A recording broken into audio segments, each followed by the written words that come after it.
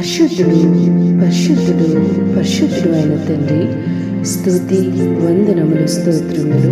యెహోవా దృష్టి ఆయన యందు భయభక్తులు గల వారి మీదను, ఆయన కృప కొరకు కనిపెట్టు వారి మీదను నిలిచుచున్నది.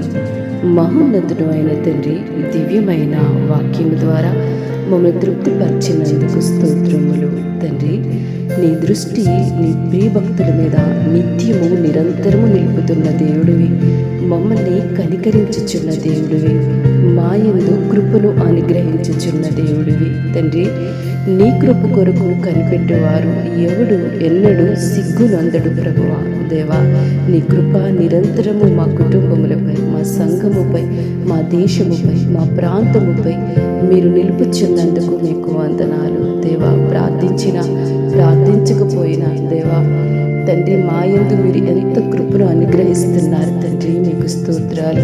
నీ ప్రియబిడలు నీ యందు భయము కలిగి ఉంటున్నారు, భక్తి కలిగి ఉంటున్నారు. వారి భయము మీకు తెలుసు, వారి భక్తి మీకు తెలుసు, వారి యథార్థ ప్రవర్తన మీకు తెలుసు, వారి నిర్దోషత్వం మీకు తెలుసు. దేవా, కనికరించండి. నీ యందు ప్రభువా లక్ష్యమించుచున్న ఆ బిడలను, వారి కుటుంబాన్ని మీరు బహుగా దీవించండి.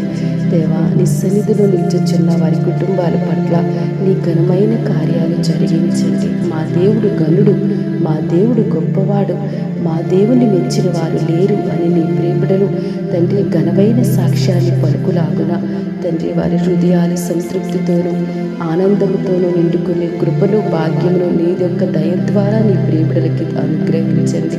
ఈ ప్రార్థనలో ఏకీభవించిన ప్రతి కుటుంబాన్ని బహుగా దీవించుమని క్రీస్తు ప్రభు పేరట ప్రార్థిస్తున్నాం.